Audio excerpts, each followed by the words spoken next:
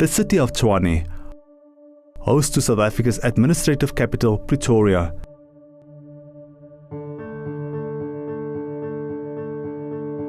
In recent years, the eastern side of the city has seen an explosion in property developments for the middle and upper market segments.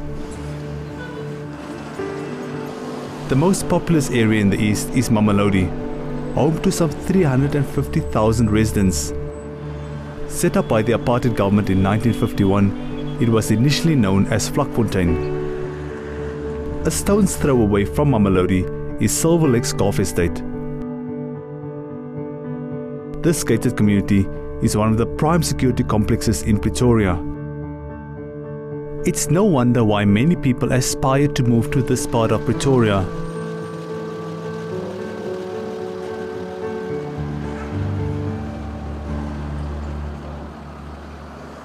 Like Bongani Makafola, who grew up in this house in Mamelodi, he and his siblings still regularly visit their 74-year-old mother who still lives here. For her, this will always be home. In Mamelodi, I'm used to staying here, and already I did all my work over here. I've brought up all my children here. I feel now it belongs to me.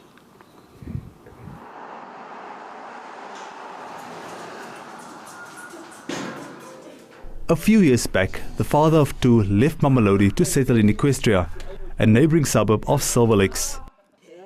Bongani says life is more convenient in Equestria for his family. He says road infrastructure and access to amenities are better here than in Mamelodi. There were no tar roads there. It was not very conducive. And I felt, it would be a better place to, raise my kids and start a family in a place where, infrastructure is developed. Not too far from Bongani lives Adrian Kutsi in Silver Lakes. It's a community living because we have a clubhouse facility and a restaurant inside the centre of the estate.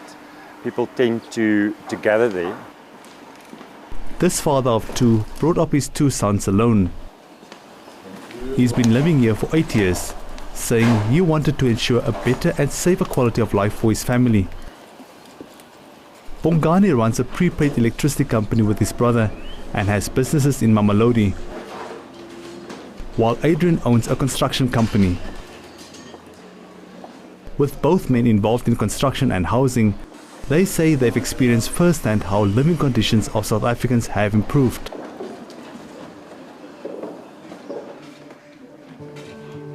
Since 1994, double the amount of people received formal houses.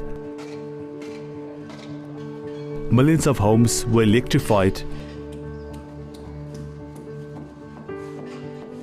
And more houses have running water. But here in Mamelodi, many residents have seen little of these improvements. Youth unemployment and the lack of proper education are of great concern to Bongani. There is not enough support, especially when a person is not very educated. There's a lot of people that I know who are not educated and would like to start businesses. But the fact that the government doesn't do enough to enable your entrepreneurs to start their thing. While Bongani wants to see more government support for entrepreneurs, Adrian believes it's more about lack of skills. If the national and provincial governments and local authorities can assist more in training, that it's not only a private initiative but also the governing party's responsibility to enhance skill training. Obviously for us as entrepreneurs to make the business environment as easy as possible. Adrian says he's fortunate to have received a quality education and is reaping the benefits. He says this has allowed him to employ thousands of workers over the years from different communities. Bongani, a trained technician, says his prepaid electricity company not only trains people, but provides a much-needed service to lower-income communities. He recently opened a convenience store and dry cleaning business in Mamelodi. Being from Mamelodi, he says this is not only about making money, but also to encourage the youth in the area to not wait for government handouts. However, much more needs to be done in this densely populated community. Unemployment is at more than 63%. Drug abuse and crime is rife, and roads are crumbling.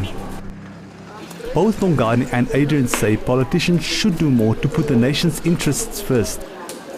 However, they differ on what's the best solution. Any democracy in the world, in my opinion, doesn't matter who's the ruling party, the stronger the position, the more there's a watchdog. In business, if you're under pressure, you perform better. I don't feel like voting for these other parties. I belong to the ANC and I feel the ANC is our party. But yes, these issues that are happening, I'm hoping in not so distant time, the ANC manages to pick up the pieces and find a way to resolve all the issues that's being experienced. Bongani may no longer live in Mamelodi, but he says his businesses aim to ensure a better life for locals, while encouraging them not to rely too much on government assistance. For Adrian, the perception of widespread government corruption and the substandard quality of education are stumbling blocks to economic growth and increased productivity. John Bailey, Pretoria.